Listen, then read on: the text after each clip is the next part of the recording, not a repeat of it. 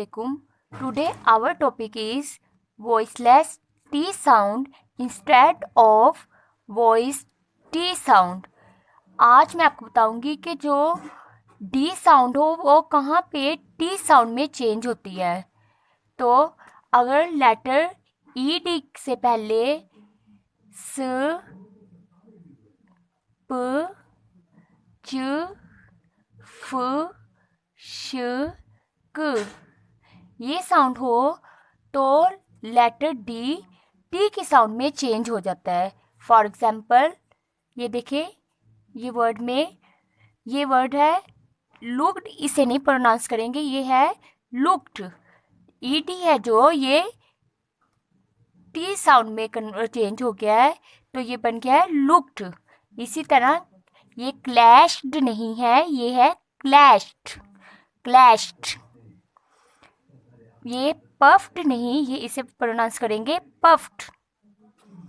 Next watched. इसी तरह आप ये हेल्प्ड,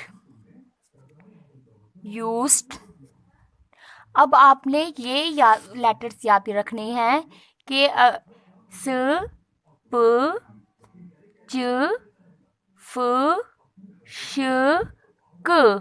अब आपने ये लेटर याद रखने हैं कि अगर लेटर ई डी से पहले ये लेटर होंगे तो डी साउंड जो है वो टी में चेंज हो जाएगी। तो अब आपने ये लेटर कैसे याद रखने हैं, इसके लिए मैं आपको इजी टिप बताऊंगी। आपने ये वर्ड याद रखना है, ये है कशफ चिप्स। अब कशफ चिप्स में जो लेटर है ये देखे, काफ जो है ये क की साउंड प्रोनाउंस करता है। इसी तरह शीन श, फे फ, चे च, पे प, सीन स।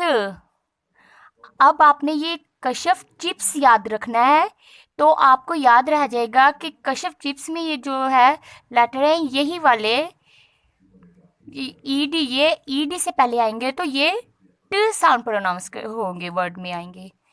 तो बस आपने इजी टिप है कि दो वर्ड याद रखने कशफ चिप्स, तो आपको याद रहेगा कि जो डी साउंड है कहाँ पे कौन से लेटर के बाद टी में चेंज हो जाती है।